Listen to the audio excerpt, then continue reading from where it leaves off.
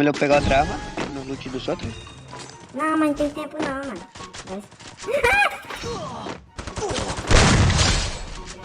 Vai dar tempo sim. Aí, rapidão. O cara só quer... Ah, pô, deve ter, pá. Carro 98, mano. Foi boa, tá? Esses caras não morrem, mano. Tem muito tiro, mano. Vale o like, né, japonês? Vale o like, né? Mas é isso, tamo junto, tamo junto. How is CO2 stopping you from thinking at your best? With 2020 on target to be the hottest year since records began, the need to address climate change and reduce carbon dioxide emissions has become more crucial than ever before. While most conversations tend to focus on the large-scale environmental impact of excessive CO2, recent studies have shown that CO2 may be having a more immediate effect somewhat closer to home, literally. According to a global study by YouGov in 2018, approximately 90% of our daily lives are spent indoors, whether that's at the office, in a car, and especially at home.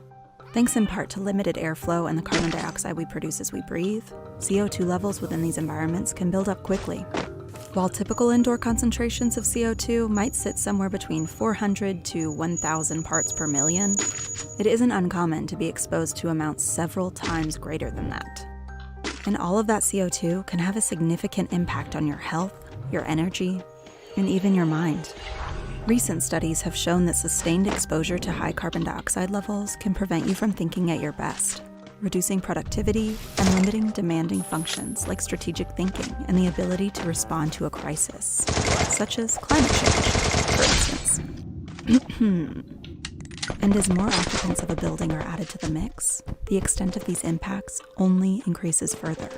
Office conference rooms, for example, can see CO2 levels anywhere between 1,500 to 3,000 parts per million, which might explain why that last team meeting of yours wasn't as productive as you might have hoped. All of us have been sitting into meetings where you felt like you can't concentrate anymore.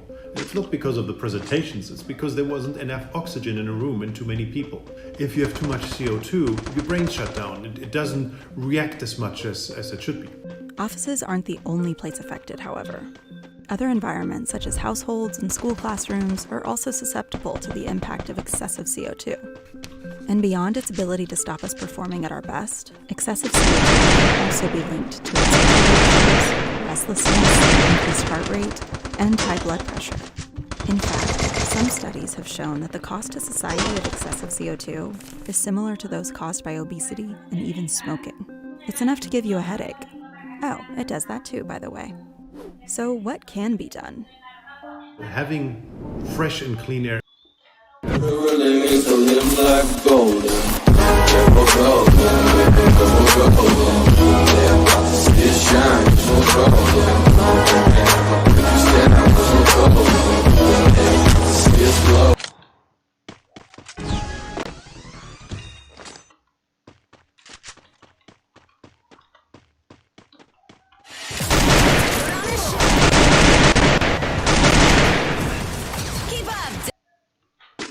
Se você for algum youtuber, dá 2 pulinhos. Dá 2 pulinhos. Vou botar YouTube e boto macaco. Pronto. Deixa eu respirar pouco. E ela sentou e gostou, ficou e gostou. Enrolou com esse me chamou de amor. E ela sentou. Fala galera, trazendo mais um vídeo insano pro canal. E no vídeo de hoje eu vou fingir ser um macaco, mano. A Garena lançou uma skin aí do macaco, mano, muito da hora, show de bola. E eu vou usar ela pra jogar com os aleatórios, tropa. Eu vou botar uns áudios de macaco, mano, vai ser doideira aí. Espero que vocês gostem do vídeo. Então, já deixa o like, se inscreve no canal se for inscrito e me siga no meu Instagram, que vai estar aparecendo aqui embaixo, mano. Ó, segue no Instagram, que eu tô já batendo 100 mil no Instagram, tropa. Me ajuda aí e tamo junto. Bora pro vídeo. Ui, tropa, já tô no jogo aqui. E, mano, como vocês estão vendo aí, mudei meu nome aí pra Monkey, macaco em inglês. E vou criar sala personalizada aí, que eu vou jogar com os aleatórios, só que em sala personalizada, que fica até melhor de eu